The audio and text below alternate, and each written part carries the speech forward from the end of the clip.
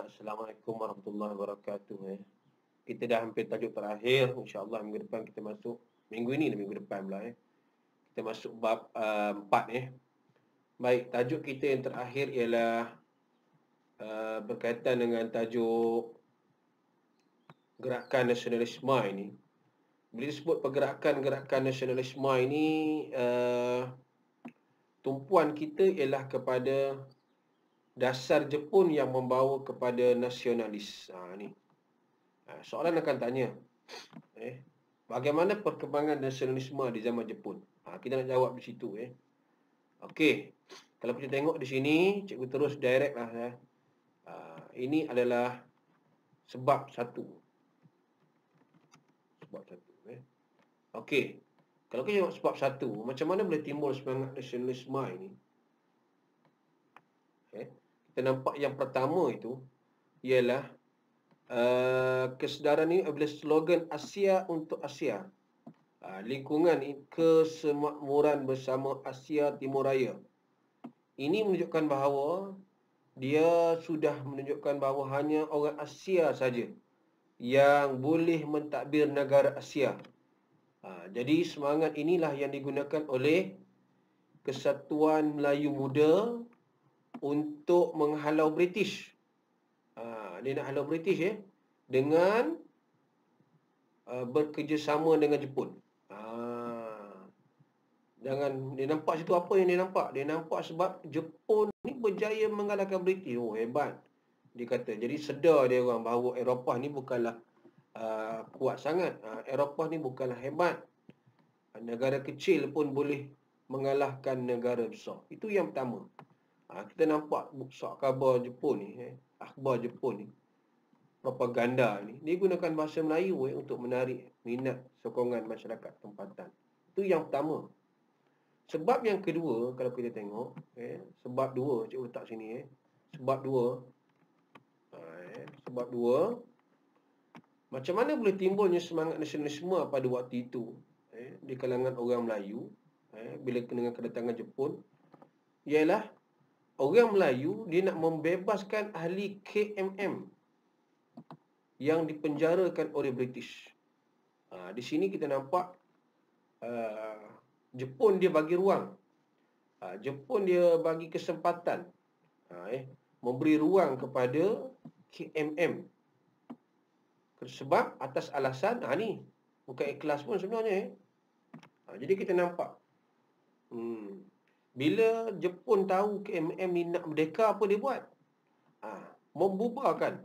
Jadi kita nampak di sini bukan ada keikhlasan daripada Jepun pada waktu itu.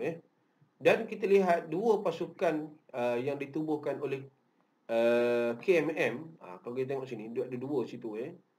Kita nampak dua. Satu ialah Gyugan. Gyugan ni tentera sukarela, macam rela lah. Di bawah pimpinan Ibrahim Haji Yaakob. Lieutenant Colonel. Satu lagi Gyutai, ni tepi pantai. Ini di bawah pimpinan Onan Haji Siraj. Pangkat mereka besar. Ini adalah, kalau kita tengok, di bawah pimpinan KMM. Asalnya dia nak bantu Jepun. Kita nampak di situ. Cuba kita tengok ayat bawah tu. Perjuangan mendapat kemerdekaan diteruskan dengan taktik dan strategi baru. Tubuhkan, menyertai, akhirnya anggota KMM dalam organisasi tentera yang ditubuhkan oleh tentera Jepun menyertai gerakan bawah tanah menentang Jepun, tapi pada masa yang sama bekerjasama dengan pentadbir Jepun. Apa tu maksudnya tu? Cuba tengok. Dia ada dua sini. Ada dua. Kita faham betul-betul. Dia kata sini, cikgu nak mudahkan. Dia kata anggota KMN organisasi tentera. Ini siapa yang tubuh? Ditubuhkan oleh tentera Jepun. Yang ditubuhkan oleh tentera Jepun, tetapi akhirnya menjadi gerakan bawah tanah menentang Jepun. Tapi pada masa yang sama, pelik pula kita dia bekerjasama dalam pentadbiran. Ini lebih kurang macam talam dua muka lah. Sebab mereka dah mula marah Jepun tak beri merdeka. Jepun pula dah mula marah sebab tidak mendapat kemerdekaan. Itu yang kedua.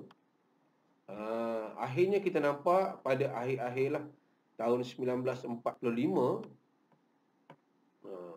kita nampak di situ. Ini yang kita belajar tingkatan 5 tu ya.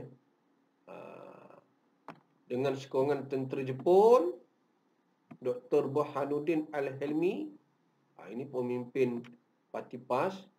Masa itu golongan haluan kiri lah, Ibrahim Haji Yaakob dan Onan Siraj. Onan Siraj tadi pemimpin tadi, yang di pesisirian pantai tadi, telah menubuhkan KRIS, Kesatuan Rakyat Indonesia,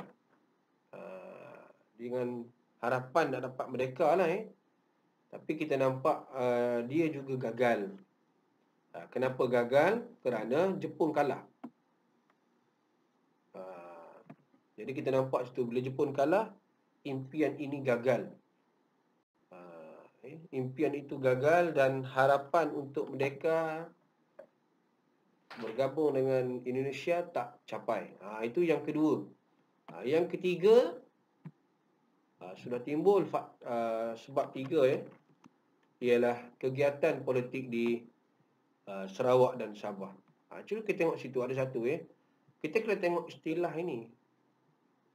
Istilah ini kita kena tengok supaya benda ni kita jelas. Contohnya Persatuan Cina yang digabungkan menjadi Kokyo Kokokai. Ini yang ditajuk oleh Jepun untuk bantu Jepun kurang tentera dan sebagainya. Jadi kita tengok bila Jepun kalah, mereka ni ada kesedaran politik di kalangan mereka sebab mereka ni telah menjawat jawatan yang tinggi waktu pemerintahan Jepun. Mereka ni diberikan jawatan khas, jawatan yang kuasa. Siapa mereka ni? Mereka ni ialah ini Abang Haji Oping, Empenet Adam, Satim. Macam kita nampak ini kita ada adunan Satim Tun Abang Haji Oping pun kita ada Okey, baik. Ini antara orang-orang yang hebat lah nama-nama yang hebat pada waktu itu. Okey, yang lain tu pelajar boleh baca. Cikgu nak berhenti sampai Koko. Ini Koko Kokokai. Banyak bahasa kita belajar ni. Ini Kokokai ni ialah Persatuan Cina Seberang Laut yang dihebat-hebat lah. Dia menggabungkan persatuan yang hebat di bawah satu pertubuhan. Nampak? Okey anak-anak jumpa lagi di lain masa. InsyaAllah kita dah nak masuk bab 4. Boleh buat latihan Okey, itu saja daripada cikgu. Terima kasih. Assalamualaikum warahmatullahi wabarakatuh.